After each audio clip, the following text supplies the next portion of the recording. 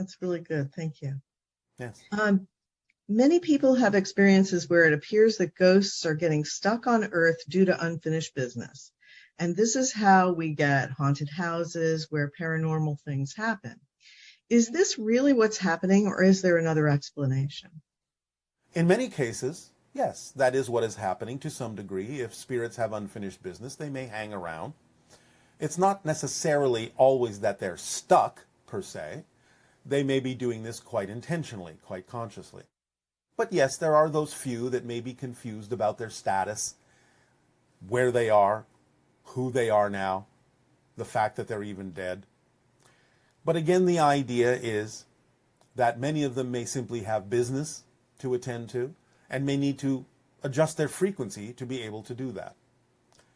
So yes, in some sense. But again, remember, as we have explained, there are many different kinds of things that can be happening that may appear to be a living ghost, so to speak, while some things may simply be repeating loops of incidents that have been impressed into the space-time fabric, and that may not actually be a live event. You may even be seeing into parallel realities that may appear diaphanous and transparent to you, but to themselves may be a solid reality just like you perceive your reality to be.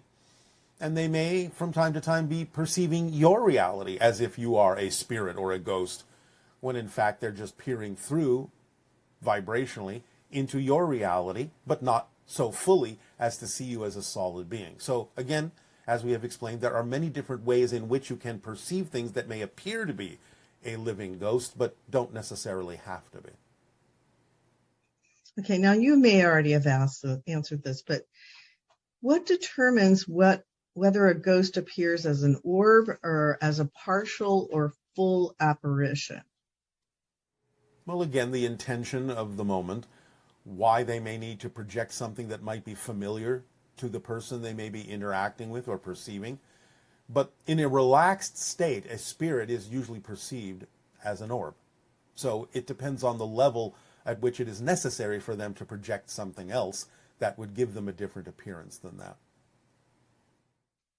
Did you once say that ghosts are people too?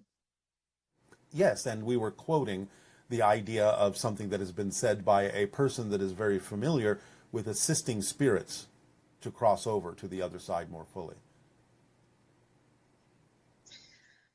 This person is saying, as a child, I would have experiences of seeing ghosts when I would try to sleep. One presented herself to me as an older lady that would tell me that I would go into the dark. Another would present itself as a leprechaun who started out as friendly and then went scary.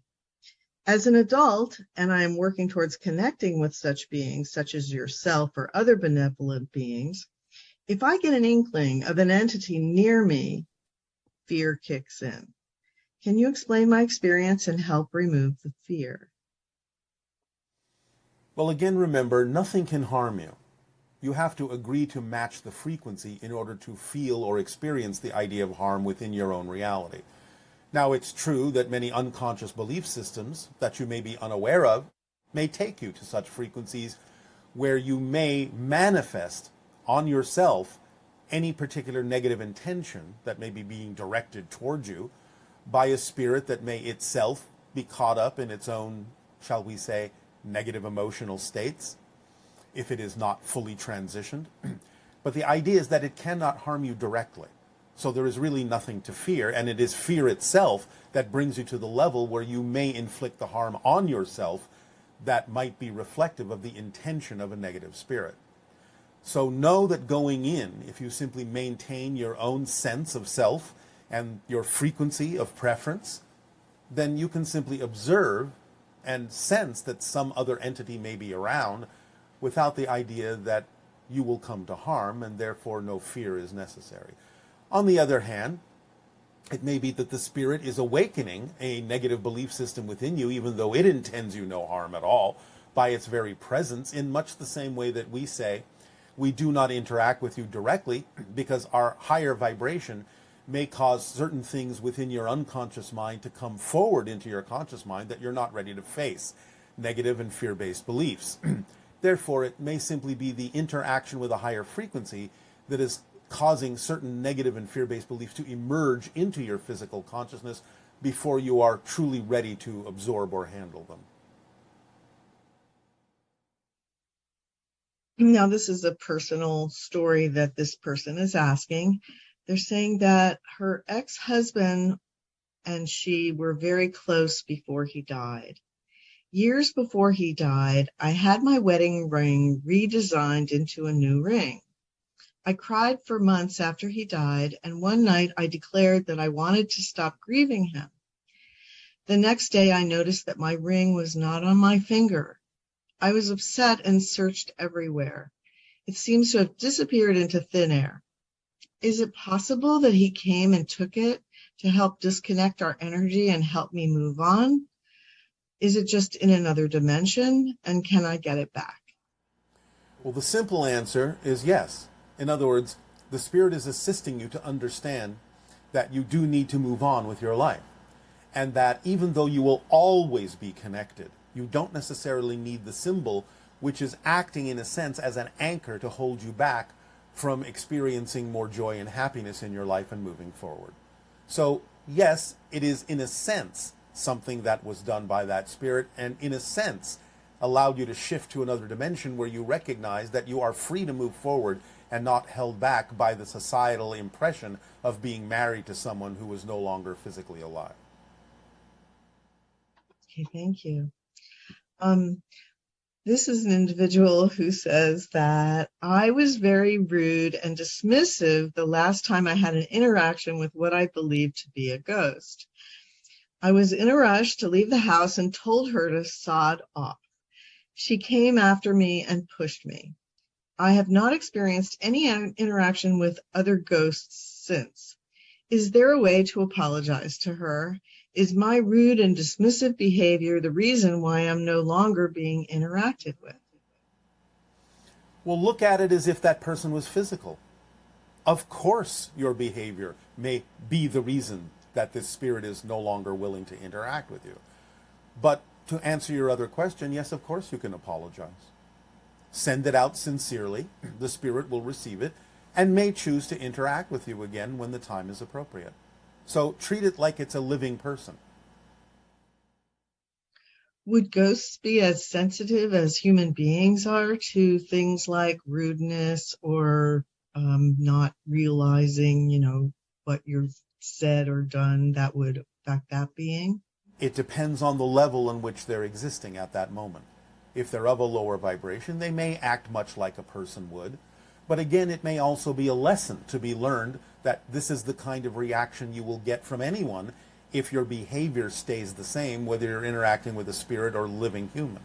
So it may have been a lesson to be learned. So by all means, apologize and go forward. Okay. Now, the idea can also be simply, one moment.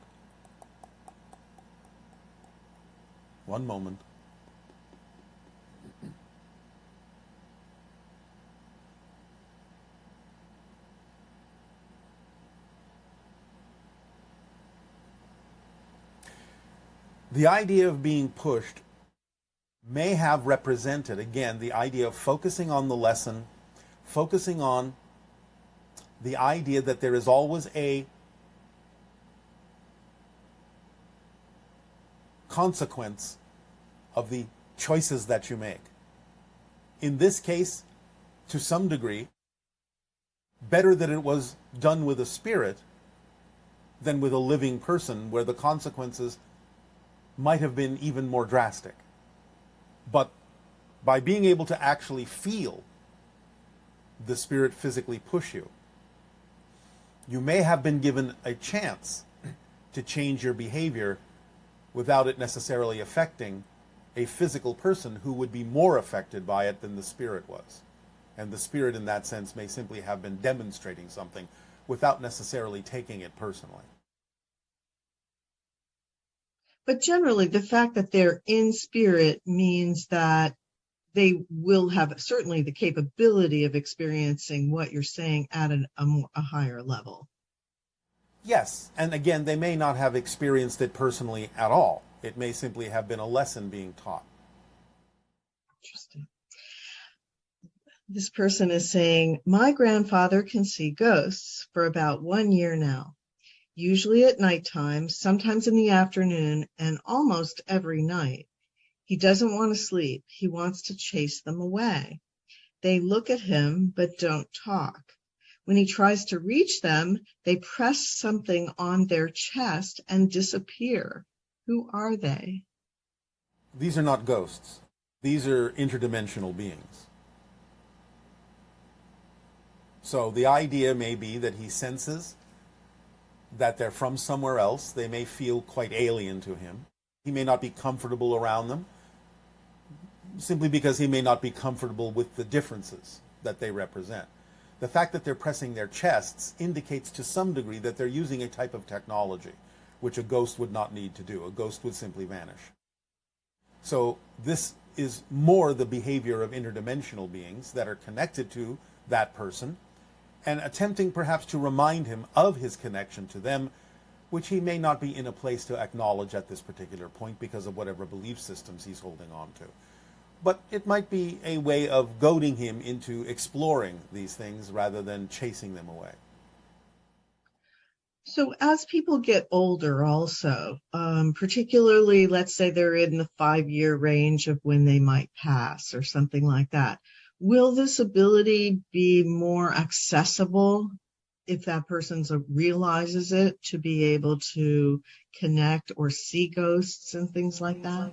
If they realize, yes. It can happen, or it doesn't have to, but yes, it's quite possible that as you approach the idea of crossing the threshold from physical to non-physical reality, that your senses may start connecting to the other side, and you may be more acutely aware of the fact that other beings in spirit are connecting to you. Could it potentially be similar to the idea of the way cats can be just sitting there and suddenly they're staring at watching something that appears to be from another dimension? Yeah. Would it might manifest that way? Yes. And how, if you haven't already answered this maybe in detail, how can an entity or ghost move things around and turn things on like a faucet or a stove? Again, a densification of the vibration of the entity can bring them closer to the vibration of physical reality, and therefore within a range in which they can actually interact with denser physical material, because they have densified their own vibration to be sufficiently close to that frequency of physical reality to be able to manipulate physical objects. Okay. This person has a question about ghosts who don't know they're ghosts. Can you elaborate on the people who pass who don't know they're ghosts? And does this happen to animals too? What is the best ceremony or blessing we can do to guide them and honor them in a way that assists them towards their highest good? And what does your society do to honor your loved ones once they've been elevated? It is extremely rare that animals would experience that. Extremely rare, and for very specific reasons only. The idea is, again, if someone has a certain belief system that is in denial about the existence of an afterlife, it may be strong enough to prevent them from realizing that they're dead, but not for very, very long in terms of the idea of time as you know it. Because they will always have assistance from the other side to realize that their condition has changed and that they are capable of moving forward. So it's a temporary thing that can be helped both from the non-physical and the physical side if you connect to a spirit and encourage them to look around and explore and understand that their frequency has changed, that they've gone into a non-material world, so to speak. Again, this is the original purpose of what has been misunderstood and devolved into the concept of exorcism. It's simply ghost psychology, where you understand that someone is maybe having a difficult time because of their earthly belief systems in crossing over fully. But again, this is still, especially in this day and age, relatively rare. The reason why people may interact with ghosts in many cases is far beyond the idea now of the ghosts themselves not knowing that they're dead. So there are many other reasons and purposes for these interactions or for people perceiving them. Messages and so on that need to be delivered. Yes, a little bit of unfinished business, but again, this doesn't really take very long. Although sometimes a psychically sensitive person can help them with this by delivering messages to the living that allows the ghosts, the spirits, to know that the message has been delivered so they can move on. But again, in the overall population, this is relatively rare. But animals have very little reason to experience the idea. Perhaps an animal that has been severely physically abused might experience this momentarily. But again, an animal is much more connected to the idea of spirit and much more capable of immediately awakening into their natural state. Again, they may stick around for the purpose of interacting with a human that may need their assistance or their reflection, but that has nothing to do specifically with the animal's ability to know that it is dead. And if some spirits don't realize that they've died, did they experience life review upon death? In many cases, no. Or they may have experienced it as a dream, thinking that they're still alive and simply dreaming, or daydreaming, or hallucinating. But in some cases, no. They're not yet at that threshold where they have the awareness to recognize what it is they're experiencing as a life review. They may simply think that they're sort of stuck on a memory. So basically, you can delay your life review by refusing to move towards the light or move into spirit fully?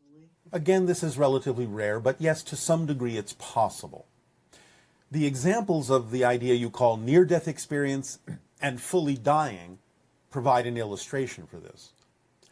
Because the idea is that when people have a near-death experience, when they're not going to remain dead, they will usually have the life review sooner than a person who actually dies, because then they don't have to rush, because they're going to come back. They're not going to come back, so they don't have to have the life review right away. But the people that are going to return in a near-death experience will usually have some degree of life review more quickly than those who truly pass on. Interesting. And what about those individuals that perpetrate great evil on Earth in the sense of murder, mayhem, etc.? And I know that you had referred one time to Hitler having to sort of be put on ice in order to, I guess, integrate. An energetic buffer is created to allow the being to go through what may seem to be the traumatic experience of the life review, because remember, in life review, there are no barriers. The cause and effect are all happening within you, and you experience everything from every point of view, including the people that were affected by the choices and the actions that you took. So you're experiencing those things as if you are that person being affected by your choices. And to a soul, that can be to some degree a traumatic experience, especially at the level that certain individuals may have perpetrated those kinds of negative actions. So a kind of cocoon or buffer is created. This is what is meant by being put on ice, to allow the soul to absorb these experiences and learn from them in a way that will benefit them so that they can make different choices from that point forward. And when you say that the cause and effect, suppose they're in a position where they are telling other people to do things, and further down the chain, the actual actions that are so heinous are taking place. Everything is connected. Everything is connected. Remember, time and space are illusions to some degree, even though they're real as experiences. But any ripple whatsoever that has any kind of an effect is experienced by those who have any connection to it, to whatever degree they have the connection to it. So in the average person's transition and life review, they will experience the ripple effect of everything that they've done in their entire life, or only the ones that are really relevant for a learning experience? Everything but the ones that are truly relevant for a learning experience that is specific to them will stand out in certain ways. But beings experience literally every single second of the physical life. Again, some things will stand out more than others, but that doesn't mean they don't experience them. Even the absence of something that is the result of some action they took will be experienced by them. And yet, since the timeline for things to be experienced while you're in spirit as opposed to being physical is different, what kind of a time does it take, or how much time does it take, in a sense, to go through a life review? As your Einstein said, it's all relative. What to you may seem to be something that took years, may be experienced in the blink of an eye to the spirit in a life review. But it may seem to them that they're reliving the entire life as well. You have to understand that time is a funny thing because it is a subjective idea and a relative idea. So the things that stand out as important may feel like they're taking more time to a spirit because of their importance and the need to focus on them, when in fact it may really be taking almost no time at all. So it's really completely subjective. And you cannot really make a measurement between physical and non-physical reality as to the amount of time that some experience actually takes. It's all absolutely subjective in spirit. And also the idea that you're multi-functioning, so can many aspects of the life be happening simultaneously in your review, or it would appear more linear? Again, it depends on what it is you need to focus on, what it is that gives you the lesson that you're attempting to extract. It can be experienced absolutely in the blink of an eye on every level simultaneously, or it can seem to stretch out depending on what you need.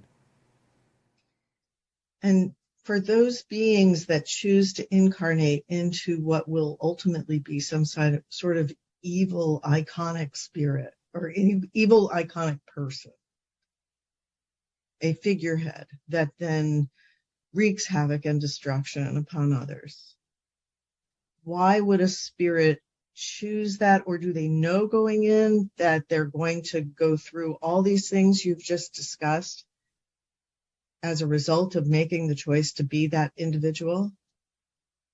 Like any question of this nature, it depends upon the being and it depends upon the purpose. There is the possibility that beings, as you know, can forget who they are, can get caught up in certain things in physical reality that prevent them from having more awareness and allowing them to act out in negative ways. It can also go through the entire spectrum, all the way up to, I'm going to play this role because of what it's going to do to awaken the consciousness of those who are affected by it. It really depends on the situation. It depends on the being. These are individual things, and you have to, again, as always, take it on a case-by-case basis. So, for example, with Hitler, did he know before he came that he was going to play that role? This is a tricky question to answer because there are so many levels to the being itself, a part of which, a small part of which, your history knew as Hitler in your particular parallel reality. So again, I can say yes and no. Okay. If some spirits are trapped on our world because of their strong belief systems, which did not allow them to realize they're dead, then how are beliefs influencing them when they don't have a body? Do beliefs exist as energy or in spirit level? Does human personality exist in spirit also? Human personality can be projected from spirit. It doesn't really exist for the being in the same way that it does when you are experiencing a physical life. But the strength of the belief does have effects in energy and can echo into the lower astral realms easily because the material of the lower astral is so vibrationally close to physical materiality. So the strength of a belief, the energy put into it, into holding it to be true, can ripple into the astral realm and to some degree a little bit leak into the etheric shell. Therefore, it can still have consequences, even though the being itself may not be experiencing those things in exactly the same way that it did when it was physical and holding on to those beliefs. But there is a gray area, a buffer zone, in which certain beliefs in physical reality can still have, to some degree, ripple effects or consequences in the lower astral vibrations.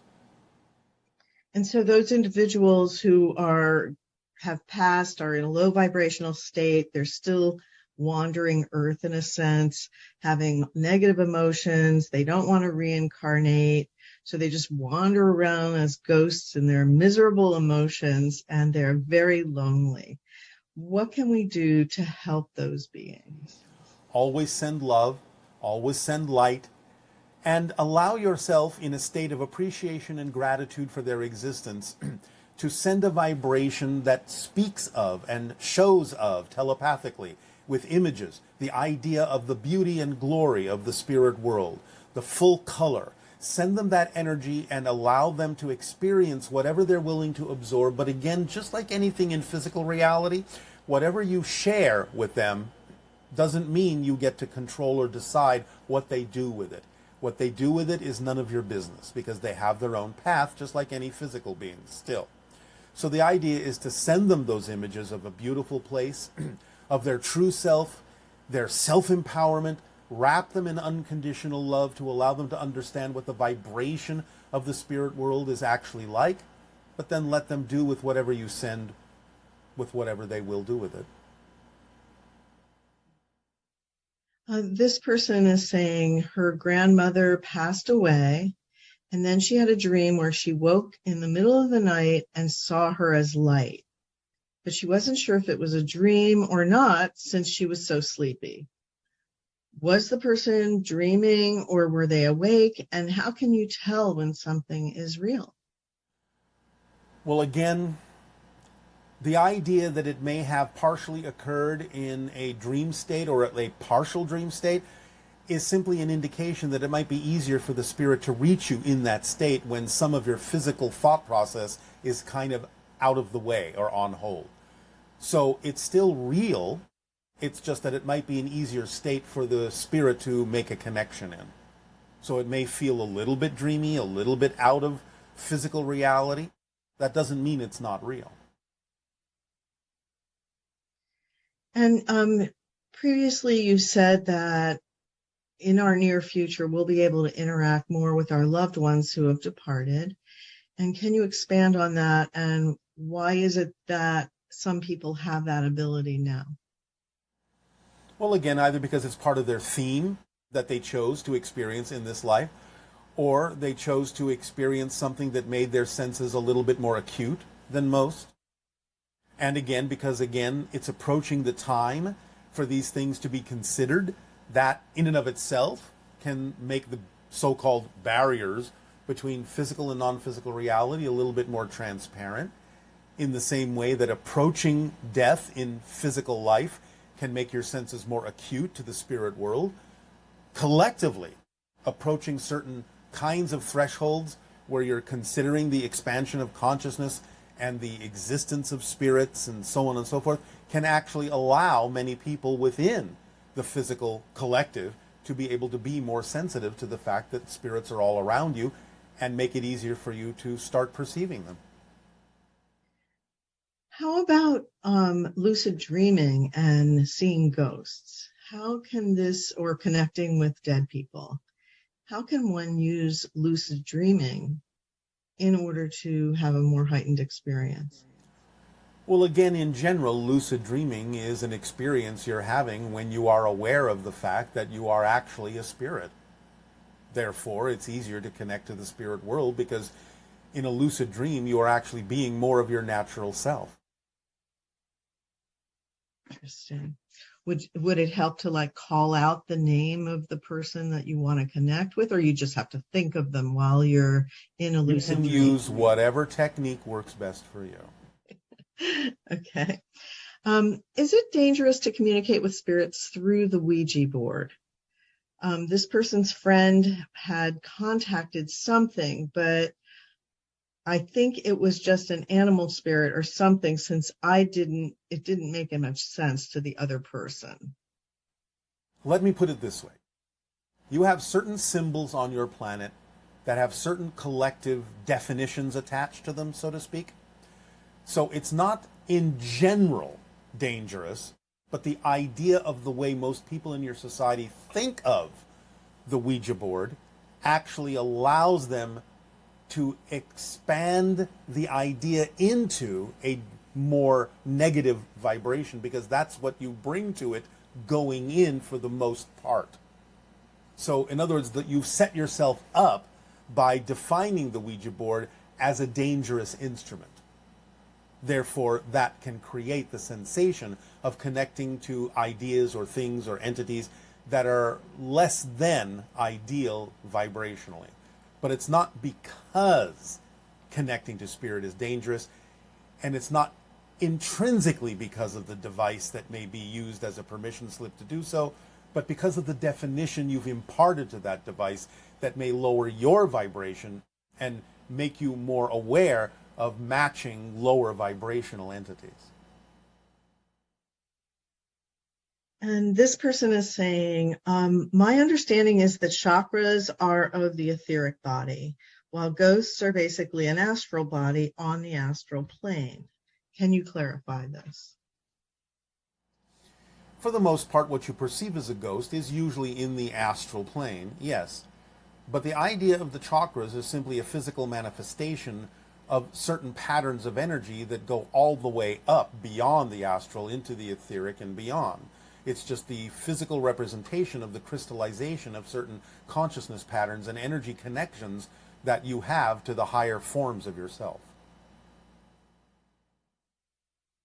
And are all ghosts that appear to humans originally from Earth, or do some beings come there from throughout the galaxy to join our etheric plane?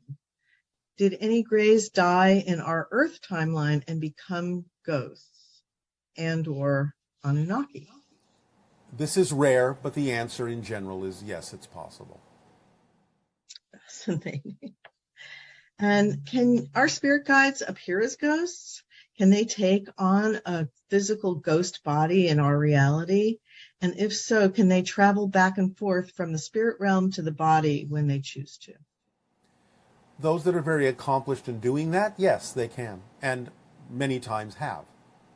There are, again, certain stories that exist in your society where someone assumed they were interacting with a physical being who was helping them in some way, shape, or form, and later discovered that it turned out to actually be a ghost, a spirit guide, or what have you, that was simply capable of lowering their frequency long enough to be able to actually physically assist the living person. So yes, it's possible, and many spirits are accomplished in doing that. It's not necessarily absolutely common that spirits do that, for they may all have different proclivities in terms of what it is they feel necessary to learn to do, because it is an accomplishment to learn to go back and forth that easily between non-physical and physical reality. But some are quite adept at it. Interesting. This person is saying that their understanding is that when our physical earthly body dies, we move to another dimension. From that new dimension, do we remember our earthly experience and those of our fellow humans that we left behind? Do we see their grief and try to console them by visiting them? Can our loved ones that have passed on manipulate electricity and move things to let us know they're visiting? If we don't remember our earthly experience, how do we learn from it? No, you remember everything. Again, you don't lose anything. You have more heightened awareness of every single second of your experience on Earth. Every single second. You lose nothing. So yes, the answer is yes. Spirits can do the things that you're talking about. Again, depending upon how adept they are at doing that or how necessary it is for them to do those things. Do some people practice being ghosts during different states, such as dreams or death edits or pre-birth? Yes. Many people practice being spirit guides for the time when they will actually function as such. when you are in the dream state, when you're out of your body, so to speak. And you've mentioned that some observations of ghosts are actually events which have been etched onto the fabric of space-time and are replaying themselves. What causes events to be recorded like this, and what triggers the replays? Well, again, remember, nothing is lost. Information is everywhere. So the idea is that everything is accessible here and now from anything that's ever happened or will happen in any parallel reality. It just depends on your focus. The idea of what may cause a replay may be the energy of the person that is interacting with that particular frequency for some reason. Many things can trigger such a thing. Collective consciousness can do it based on stories they've been told and legends they've been told about what it is they expect to experience in a particular location. That can trigger it. But many things can trigger it. It's, again, just like simply going to a place or being in a state where something is recorded and suddenly, for some reason, being of the correct vibration to suddenly have a replay. Okay. And are there ghosts in the White House? Yes. Can you say anything else about it? All we are allowed to say is that Dolly Madison often visits. Interesting. So, well, this session, we pretty much focused on all the questions about ghosts and spirits and everything. And in the future, we'll come back to some other questions. But thank you so much for all your sharing today and helping us have a happy Halloween. We wish you all a happy Halloween in the spirit of the season. And do remember that you are all spirits having a human experience. And on that note, please enjoy your upcoming meditation. All right, I'll say good day. As you say, on your planet, happy Halloween, All Hallows Eve, Samhain, whichever way you choose to approach the idea that this is the season of spirits, we will, in keeping with that theme, now remind you that the title of this transmission is Ghosts. Now, we do not necessarily say this to make you feel spooky or scared, but to simply go through all the different ways in which individuals that are physically alive may experience what they perceive to be ghosts. So we will start with the idea that is more traditional, in the sense of a spirit that is capable of lowering its vibration enough to be perceived by the senses of the living, that you typically refer to as a ghost, a spirit, when it appears in your world, in your reality. The idea being that spirits who pass over, as you say, who die, who transition, may not always go all the way for a variety of reasons. Some may have unfinished business on earth. Some, because of their belief systems, may not have had a particular expectation or assumption of what they would experience in the so-called afterlife, and thus be a little bit confused about where they are. Some even may not even know they're dead and are wandering, looking for reasons why no one can hear them or see them. But now and then, either due to a lowering of their vibrational frequency, sort of similar to the idea of invisible ultraviolet light lowering its frequency to become visible as part of the visible spectrum of light, going down into violet and blue and so on and so forth. If they lower their frequency, they may become visible to those in the physical realm, or those in the physical realm may have enough sensitivity to perceive that spirit, even though it may not always be visible to everyone. But for some reason, they are still closely connected energetically to the physical realm of Earth due to some of the reasons we have said or other reasons, and thus are still in their mind living among you, wandering among you, occupying the old houses, so on and so forth, what you typically refer to as a haunting, which doesn't in any way, shape, or form have to be malicious. Simply another person in another state, living in a place among the living. But the idea is that in seeing these beings, there is no way without communicating with them to know the reason why they may still be in what is referred to as the lower astral realm, very close to the vibration of physical reality, lowering their vibration enough to be perceived by physical beings. And this is the older and original definition of an exorcist, sort of a spirit psychologist, to communicate, find out why that being is in that state, why they're still lingering around Earth, which doesn't always have to be for a negative reason. Sometimes, when spirits cross over, and they act, in a sense, as guardians, spirit guides, for those who are still living, there may be reasons why they can learn to lower their vibration, to interact with the living in certain ways, even to the degree of appearing solid as a living physical being. This takes some skill and some practice on the part of spirits to do this, because once you are in spirit and in that high frequency vibration that is generally invisible to the living, it is actually not as natural for a spirit to go back down into the lower vibrations and become perceivable to the living.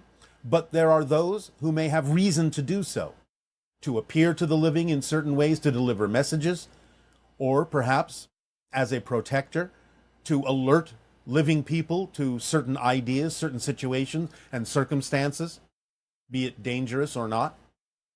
So those spirits may have a high degree of need to lower their vibration to interact with the living and be perceived as living people until such time as they raise their vibration again and vanish before your eyes. And so there may be great need to do this, or they may simply have chosen to practice the ability of raising and lowering their vibration in order to interact with the living for a variety of their own reasons, or agreements they may have made with the living people with whom they interact. Now, beyond the idea of it actually being a spirit, a ghost per se, that you're interacting with, that is live in real time, as you say, there may be other effects that exist that can be interpreted as seeing a ghost. And one of them is the idea that in the fabric of space-time, everything is recorded. You might say, again, as people on your planet often name it, the Akashic records have a kind of video sort of ability to record things as well as audio or pure information. And all that information is available here and now because everything exists here and now. So again, for those that might be sensitive enough, might extend their senses far enough vibrationally to pick up on certain things that may have happened, linearly speaking, in the past, and perceive the recording, it's etched itself into the fabric of space and time. They may be seeing a recording of sorts, an echo of sorts of things that have been, or even will be, in your linear framework, and perceive that as a living ghost, even though it is simply an echo, a recording, something etched into the fabric of space-time, and is no longer actually present. These kinds of perceptions will usually appear to be repeatable. In other words, a person may say, oh yes, this place is haunted, and at midnight, every 3 days, you see this woman walking down the hallway into this room, and so on and so forth. And if that keeps repeating, it might not be what would be termed a living presence. It might actually be a recording, repeating over and over again when the conditions are right to trigger it, or when the conditions are right in a person's senses to perceive it. So a lot of things that repeat themselves that way may actually not be a living presence. It might be, but it may not be, because it could simply be etched into the fabric of space-time and repeating on a loop.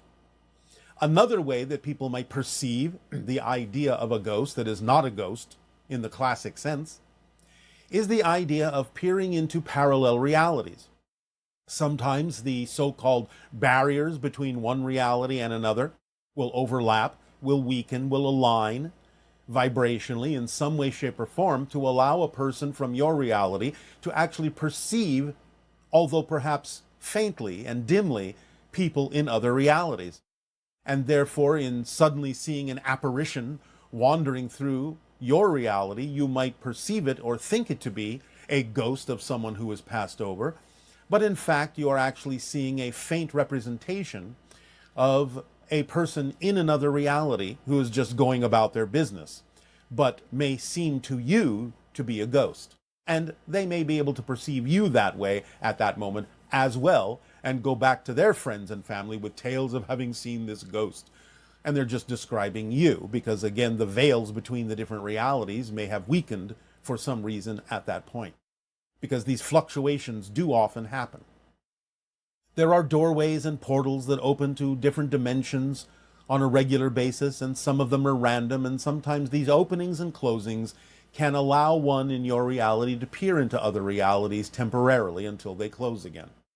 And sometimes these are interpreted as spirits and ghosts when they are not, in the classic sense, such a thing. But the idea of this season is to allow yourself to open up to the potential communication that can exist between you and spirits, spirit guides, family members who may have passed on, soul family groups who may never have even incarnated. It is the ability of your senses to stretch into that realm, especially if someone close to you has died, and is encouraging you to stretch your senses to connect with them in the spirit realm. This is the perfect season and timing to allow yourself to practice this.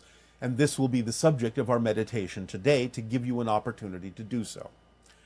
So, allow yourselves during your Halloween season, while having fun, playing scary, while having fun being spooked out, while having fun imagining all sorts of strange apparitions and so on and so forth, keep in a corner of your mind the realization that this, in the vibrational cycles of Earth, is also when the veils are thin between the physical and the non-physical.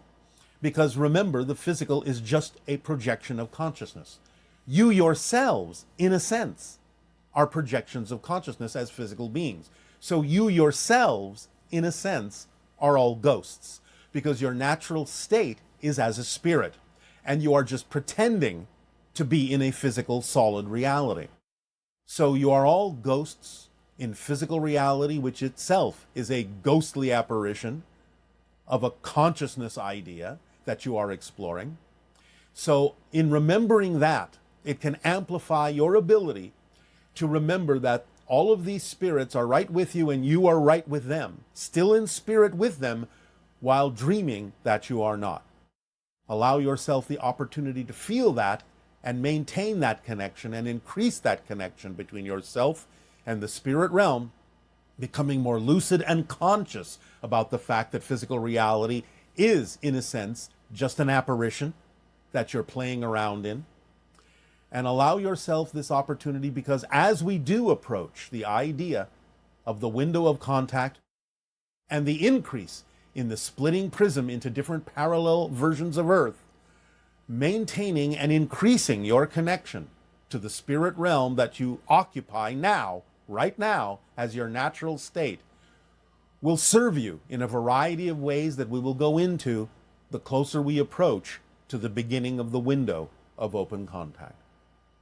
And serve you with the idea of making contact, because many extraterrestrial beings are extra-dimensional beings and actually have attributes, just as our civilization does, of both physicality and spirit.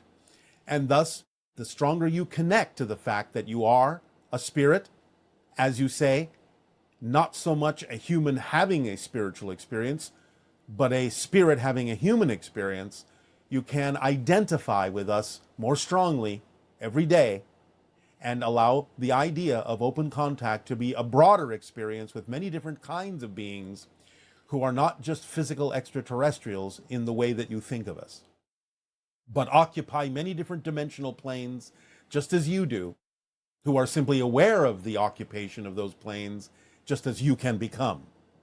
And therefore blending and melding and merging the idea of physical and spirit in a way that allow you a great deal of freedom, a great deal of expression, and a great deal of being your true self and expanding what that really means in your world.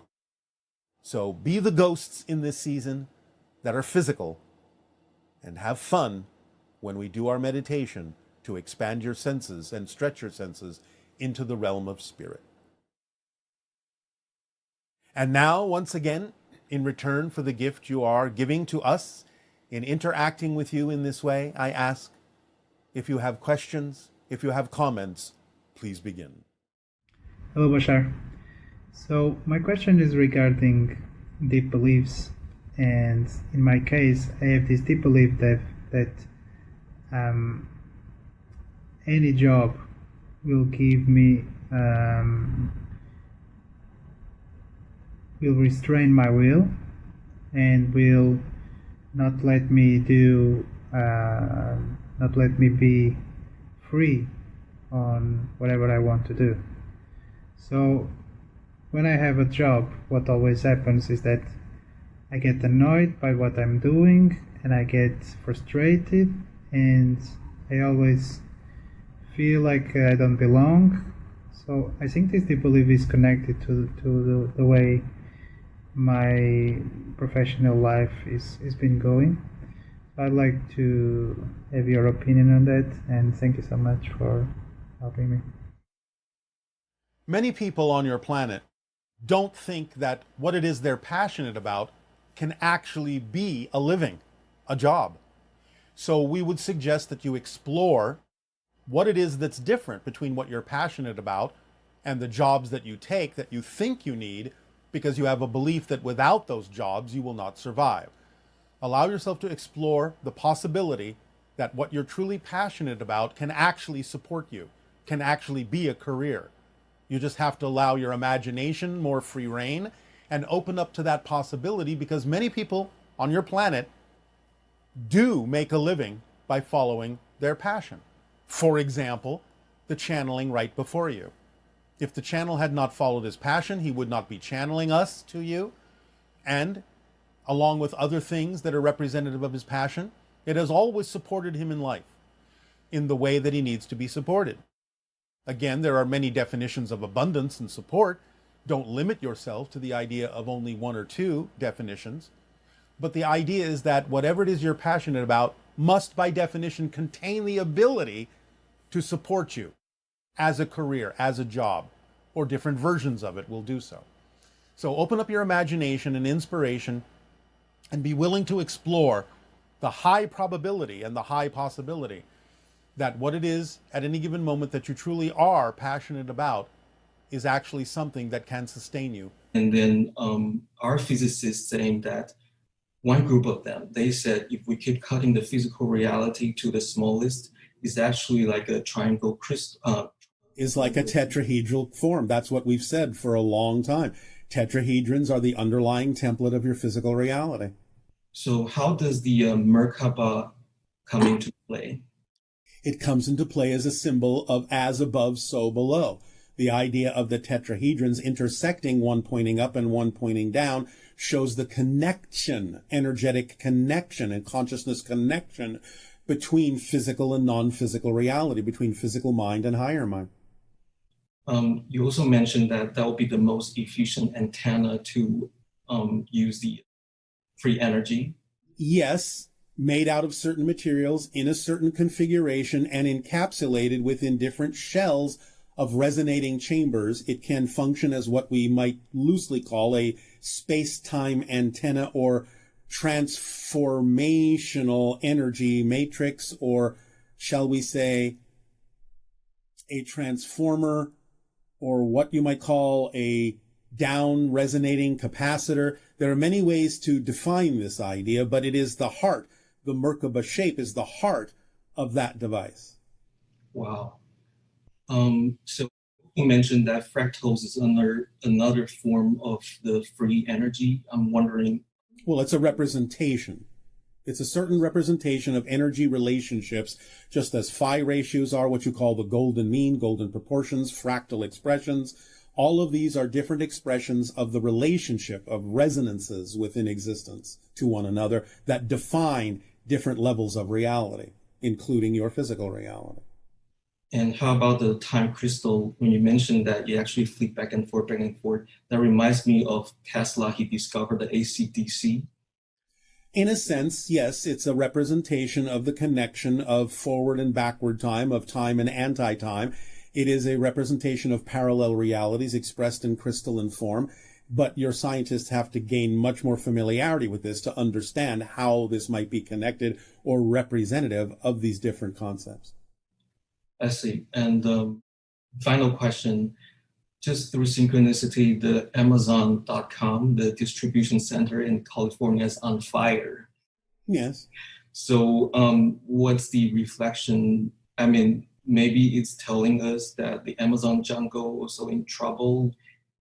Then that's what you take from it. Then that's what that reflection is to you, though there are many, many more symbolic reflections, again, depending upon the person that is perceiving it.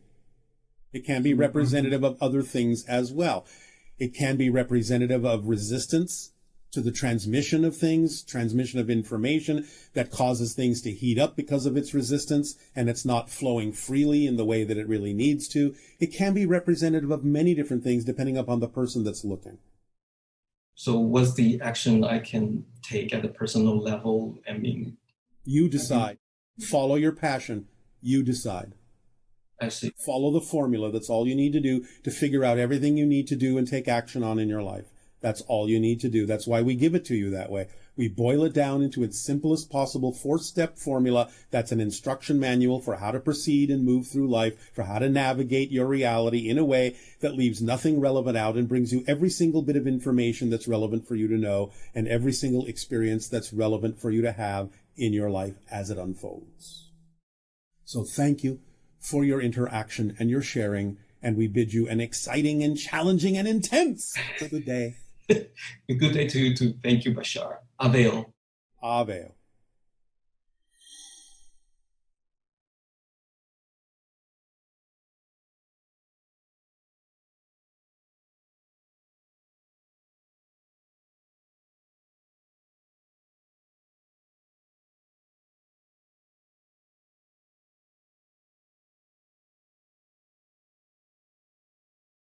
Hello, Bashar. And to you, good day. Thank you so much for this conversation, friend. I'm really excited. It is our passion and our pleasure. Please proceed. First, I would like to know how many more Sasani friends are listening to this right now? At this particular moment, somewhere between 20 and 30 million. Oh, wow.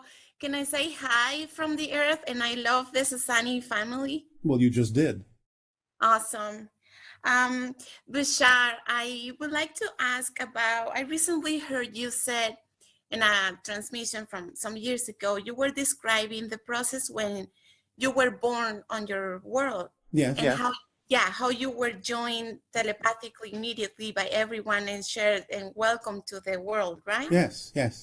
So I would like to know if it's the same process for the hybrid children when they are born. It hasn't been the same process, but in the future, ultimately, it will be. They are a little bit more physically oriented so that they can relate to your reality and you can relate to them. So for now, they don't exactly experience birth in the way that we do. They experience it a little bit more closely to the way you do, although, of course, there are major differences in that they are genetically produced and nurtured and brought into maturation in a different way. But ultimately, living among you, they will reproduce pretty much the way you reproduce and will continue to reproduce for many, many years to come.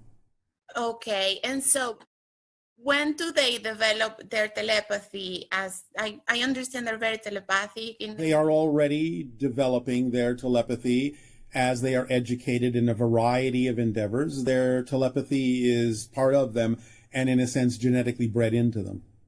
Okay.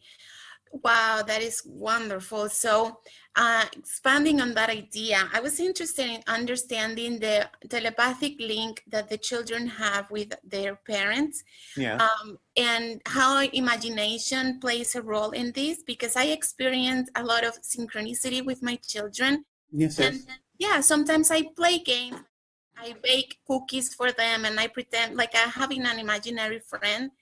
Yes, you are helping to give them examples of how things are done on Earth. You are helping as part of the training program so that they can understand how humans on Earth go about doing things in your society. That's part of the program. Okay, so when I pretend that I'm there with me, sometimes I notice that new energy kind of comes into my imagination, and I can tell Yes. that I'm being joined by new Yes. children. They're paying attention. It's like they're joining the class. Okay, wow. So that was another question that I have. So how could we as parents, as human parents, help them with their development? So keep doing those things, Yes. Show them how things are done. whatever they are excited in the moment, right? Yes. Okay, perfect. Thank you. So another question I have is I've been practicing your lucid dream exercises, and I have become way more lucid during the dream and also in my life. Yes. And lately I've been able to have conversations with some beings during the dream time. All right. Congratulations. Thank you. And one thing that I asked a few times, where am I? And they said, you are on a city ship. Yes. And so I wanted to ask you if that's the same as a mothership, and if you could describe. Yes, basically. It's just a matter of size. It's just a matter of degree. City ships can be motherships. Motherships can be city ships. Sometimes the city ships might be larger than motherships. It just depends, again, on the size, the purpose, how many people are on board at any given moment. So it's just a matter of degree. Okay. And do they have pilots specifically for the city ships? Yes, again, like all our ships, all the way down to the scout ship, up to the mother and city ships, there is usually one or a few beings that are telepathically connected, because remember, our ships are grown. They are physical crystallized representations of our own higher minds, and therefore the city ships can actually be representative of a collective as well. And therefore a few different beings can, in a sense, function as the pilots of those ships, because they are telepathically connected to the higher minds that are included in the collective that is represented by the ship. Okay. And do they travel from one star to the other in the same way that you have described before, by changing the location variable? Yes. Okay. If they want a great jump, yes. Otherwise, by traveling more slowly, again, we just simply take advantage of electromagnetic and gravity energy and things like that to travel more slowly. But going from star to star with a quick jump, yes, it's the same technique that we have described in changing the locational variable in the object. Okay. And do you have to include in that kind of equation all the frequency of all the beings that are within the ship? Yes, but the ship does that automatically, because remember, it's the higher mind that contains all of those beings. Therefore, the ship takes care of that equation. It would be too complex for the individuals themselves to have to factor all that in. So the way the ships are designed, the way the consciousness operates, takes care of all of that and includes everyone aboard. Okay. So thank you for that explanation. So when you mentioned that parents of the children sometimes are taking aboard the ships for just spending time with the children, does the consciousness of the ship is the one that kind of works with your higher mind to get you on board the ship? It's connected, yes. There are other techniques going on there too, and other engagements and involvements, but yes, it has to include your vibration in order to allow you to be aboard in the way that you need to be. Okay. And when we join the ships, Are we being taken there physically, or is like an astral projection that we do? It can be either. Okay. I'm very fascinated with this right now because of all the dreams that I have. Yes, what you remember as dreams can be representative of having been shifted astrally or even physically. It's just that you only remember them as dreams. Okay. Thank you. Yes. Yes, another question that I have was about mathematics. Yes. And our scientists said that mathematics can explain the universe. In a sense, it can explain the underlying structure of your physical reality. Now, again, we don't necessarily use in our reality mathematical notation in the way that your scientists do. We use geometric configurations to represent similar things. So it's a different language, but it basically represents the same idea that existence can, in its underlying form of expression on different levels, be described by different relationships, mathematically or geometrically speaking, different relationships, different ratios, so on and so forth. You recognize these things in your reality as golden proportions, phi ratios, fractal progressions, and things like that. Okay, that's the area that I'm most interested about, because I'm a designer and I've been studying the pattern creation in nature, and then I was just curious if you could, with our mathematics, if we could understand, for example, I remember you talking about the inside out universe. Yes. That is completely different. So will the mathematics that we understand eventually help us, let's say, represent mathematically that universe, or that's a Yes, yes, it will. It can. It's capable of doing so in the terms that you need, yes. Okay.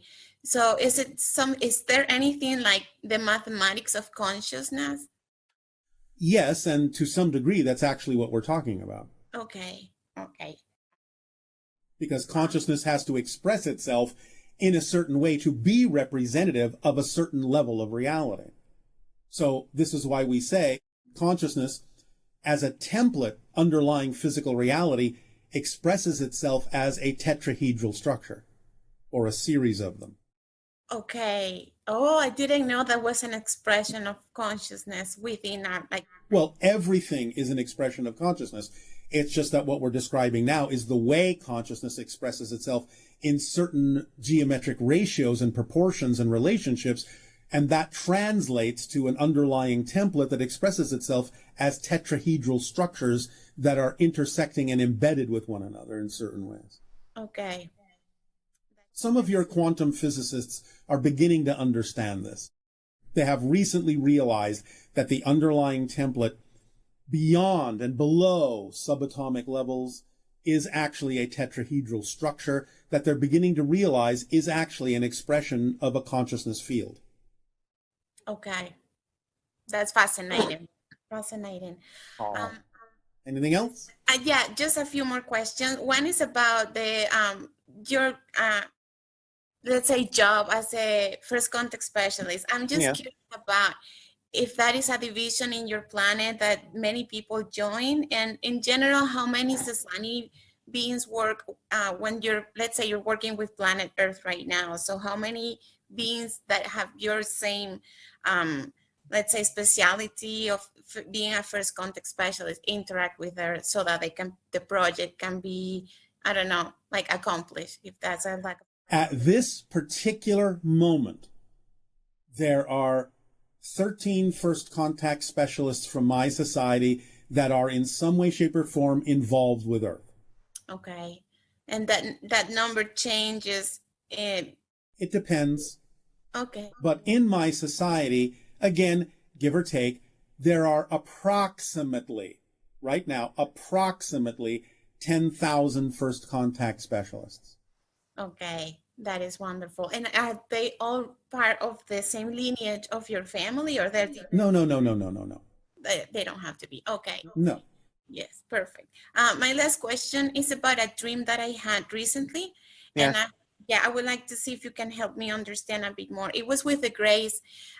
Lately, I've been feeling very strongly connected to the Grays, many dreams with them. But this one was very lucid, and I was inside a structure I cannot really explain. I know that my brain was having a hard time with this scenario, but there was a being inside the dream that I could access and talk to. And I asked, "Who are you?"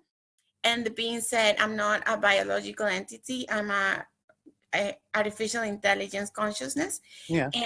And then I saw kind of like a geometric structure of energy and many points of light. And then for each point of light, I saw a gray, and I felt that connection within my own brain. And then a serious being showed up and said, "Relax, kid, that's the hive mind." And then I woke up and I had a headache for the whole day, but I had the feeling of the grace with me the whole day. So I was like, That's a relatively rare gift, to be given a sense and a connection to the idea of the Gray's hive mind. So cherish it. It will serve you in the future. okay. Thank you so much, Bashar. That was incredible. I felt like it was a gift, and I really... It is. And it will serve you well in connecting to other aspects of your own being in the future and integrating these things as you go further into the hybridization agenda with the hybrid children. So I was accurate on my intuition with the dream. Yes. One really quick idea I wanted to ask you. When you're in the future land in our planet, do you think will be of your excitement to wear a Hawaiian t-shirt? No. Over face? Okay. I had a dream that as a Sunny Being was wearing one, and it was... That's because you are blending the idea of myself with the channel, because the idea is that the channel is becoming more his version of me. So you're seeing, no pun intended, a hybrid symbol of both of us. Oh, okay. That's what happens when someone is channeling. It's becoming a third entity in the process of channeling, right? Yes. So thank you and good day. Thank you so much, Bashar. Have a great day.